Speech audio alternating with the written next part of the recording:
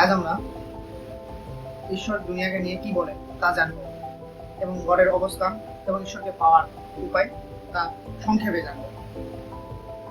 তো কিছু ধর্ম বলে আমি জিন এবং মানুষকে তৈরি করছি আমার ইবাদতের জন্য। এই দুনিয়ায় কে কত ভালো কর্ম করে তার ফল এখানেই শেষ না, পরকালে তা বিচার ঢুকে। আবার কোনো ধর্ম বলে আমি মানুষকে তৈরি করছি এই জন্য যে আমাকে জানবে, ঈশ্বরকে জানবে এবং ঈশ্বরকে ভালোবাসে, ঈশ্বরের সাথে যুক্ত হবে, ঈশ্বরের সাথে এক হবে। কিছু ধর্ম আবার বলে এই দুনিয়া দুঃখে জড়িত, দুঃখে ভর্তি, তো এই দুঃখ থেকে মুক্তির উপায় আমার মাধ্যমে পাবে, আমি এই জন্য এটা করছি।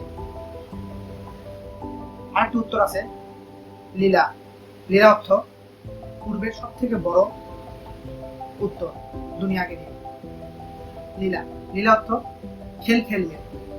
বাকি প্রথমে যে তিনটা জানলাম, যদি পরমাত্মা ঈশ্বরকে কোনো কারণে এই দুনিয়াকে তৈরি করতে হয়, মানুষকে তৈরি করতে হয়, তাহলে কি বোঝা যাচ্ছে? তাহলে বোঝা যাচ্ছে ঈশ্বর একা থাকে, বোরিং ফিল করে এবং সেই বোরিং থেকে বের হওয়ার জন্য এইসব করে। তার মানে ঈশ্বর একা থাকতে পারে না, এটা ভুল।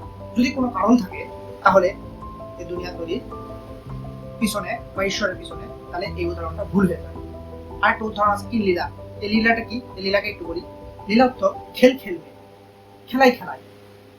বুদ্ধ এক নদীর পাড়ে কিছু বাচ্চা খেলছে, মাটি দিয়ে বাড়ি তৈরি করছে, সেগুলোকে দেখলো। দেখার পরে দেখে কিছু বাচ্চা শয়তানি করে আরেকটা বাড়ি ভেঙে দিল। তো মারামারি গন্ডগোল শুরু হয়ে গেল তাদের মধ্যে, এবং আবার বাড়ি বানাচ্ছে এবং হঠাৎ করে ডাক দিল কে জানে একজন, এবং সবকিছু ফেলে তারা দৌড় মারলো আস্তে আস্তে এক পরম আনন্দে। তখন বুদ্ধ দেখলো বড় হয়ে মানুষ তো কাঠি করছে, আমি আমার আমার সম্পত্তি এগুলা নিয়ে তো সবাই ব্যস্ত, যদি তার একটু আমার উপরে কোনো আক্রমণ হয় তাহলে তো মারামারি, কেস, আদালত এসব নিয়ে জড়িত। এসব তো খেল এক ধরনের। তখন প্রশ্ন আসে কেন খেলছে পরমাত্মা? তখন উত্তর আসে ঊর্জার লক্ষণ। ঊর্জার লক্ষণ কারণ এই চারিদিকে পাখি, বৃক্ষ, ফুল, নদী, সমুদ্র লেহের সবকিছু এক গীত গাচ্ছে, সবকিছু এক পরিবর্তন হচ্ছে, কোনো জিনিস স্থির নাই, এক ঊর্জার কারণে। তার মানে পরমাত্মা জীবিত, এর প্রমাণ পাওয়া যায় এই প্রকৃতির মাধ্যমে। এত গভীর ভাবে এগুলো দেখলে ছোট থেকে তৈরি হচ্ছে জীব, আবার মিশে যাচ্ছে, আবার তৈরি হচ্ছে, এগুলো সব তৈরি চলছে, পরমাত্মা জীবিত এর প্রমাণ। যদি সে জীবিত না থাকতো তাহলে সব হতো স্থির, সমুদ্রে কোনো লেহের থাকতো না, তাহলে সমুদ্র মৃত। গাছে যদি প্রাণী না থাকতো তাহলে ফল থাকতো না, ফল ফুটতো না।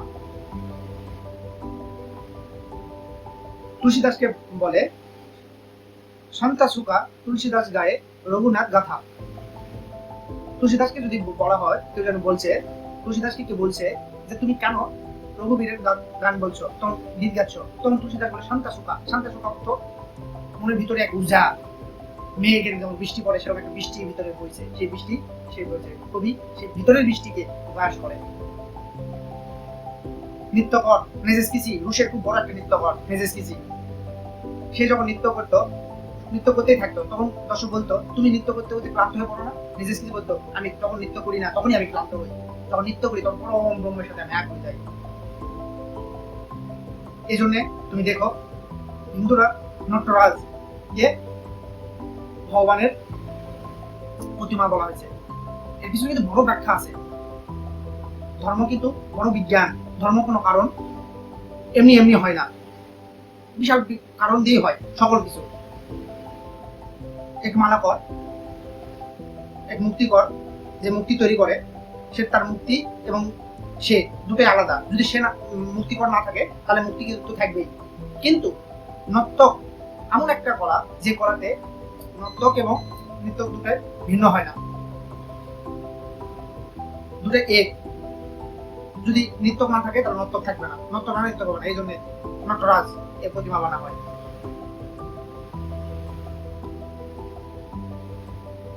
এক গল্প,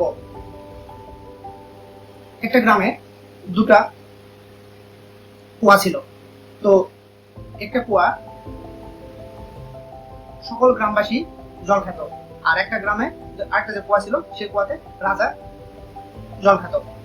তো ওই কুয়ার ওই গ্রামে এক তান্ত্রিক যায় এবং গ্রামবাসীর দ্বারা কিছু ভুল হয় এবং তান্ত্রিক রেগে অভিশাপ দেয় যে এই জল যারা যারা খাবে তারা পাগল হবে।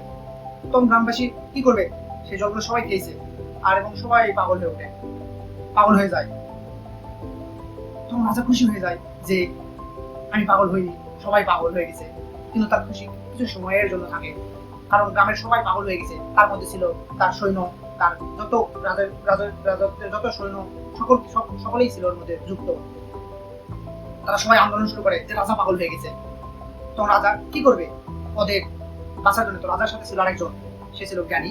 তো রাজা তখন ওই জ্ঞানীকে বলে আমি কি করবো, তোমার বলছে একটাই তখন উপায়, তাহলে আপনি ওই কুয়া জল খেয়ে ফেলুন এবং খেতে লাগে কি করবেন সেটা বলবে। বলতেই দেরি সহ্য না করে রাজা দৌড়ে চলে গেছে, গিয়ে ওই জল খেয়ে নিয়েছে।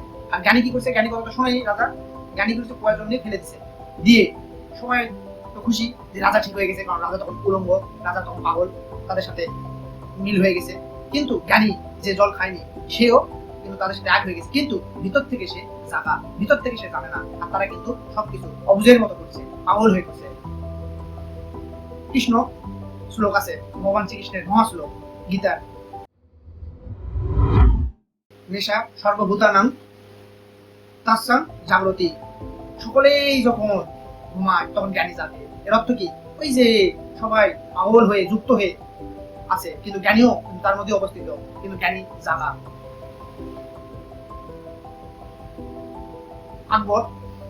আকবরকে একবার মদ খেয়ে একজন গালি দেয়, পরে সৈন্য ধরে নিয়ে আসে। পরের দিন আকবর বলে তুমি আমাকে কেন গালি দিয়েছিলে? তখন বলে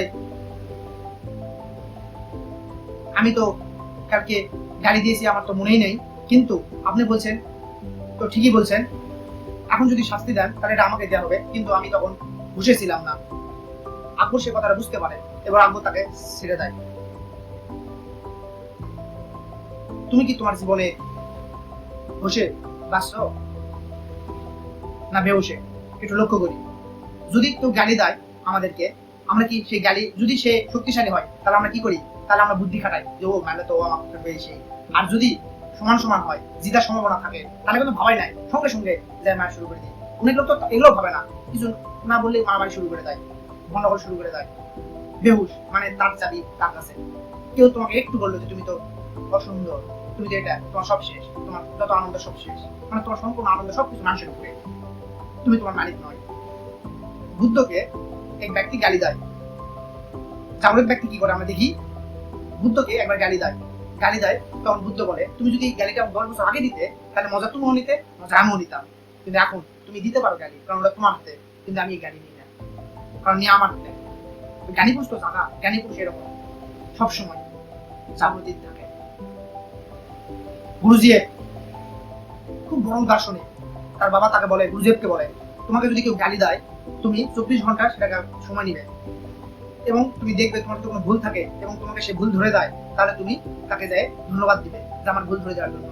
আর যদি তোমার মধ্যে যদি কোনো ভুল না থাকে তাহলে ভাববে আর হাসবে যে বিনা কারণে তোমাকে গালি দিল, আর ছাড়ে দিবে, ভুলে যাবে সেই কথাকে। সেই গুরুজির পরে বিশাল বড় এক দার্শনিক হয়। সুফিদের এক মহাবাক্য, আলহুল মুমিন আরশাতুল্লাহ, মানে মুমিনের হৃদয়ে প্রভুর বাস। শ্রীকৃষ্ণ বলে ঈশ্বর সর্বভূতানাং হৃদয়েশ্বরে অর্জুন তুষ্টি, সকল জীবের মধ্যে আমি অবস্থান করি, শ্রীকৃষ্ণ গীতাতে বলে। ক্রাইস্ট বলে যে সরল সরল ছোট বাচ্চার মতো হবে সেই কিংডম অফ গড, প্রভু রাজ্যে তার প্রবেশ হবে। তো তুমি তোমার ভিতরে চোখ বন্ধ করে দেখো, তোমার হৃদয়ে কি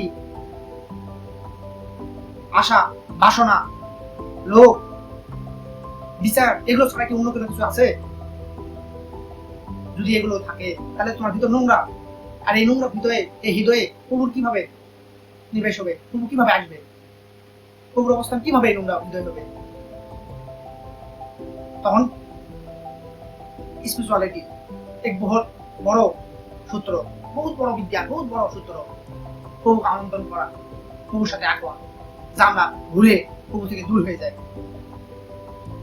দেখ, তোমার জীবনে তুমি কোনো কিছু কি বিনা কারণে করো? এই চারিদিকে সূর্য বিনা কারণে উঠছে, পাখি বিনা কারণে গীত গাচ্ছে, সূর্য বিনা কারণে লেহের বয়ে চলছে, ফুল ফল বিনা কারণে ফুটছে, মিশে যাচ্ছে। তুমি বিনা কারণে কোনো কিছু করো? যদি তুমি কারণেই কোনো কিছু করো, তাহলে ব্যবসা হয়ে গেল। তখন বড় খোঁজ, তা হলো ধর্ম করে, তা হলো ধ্যান।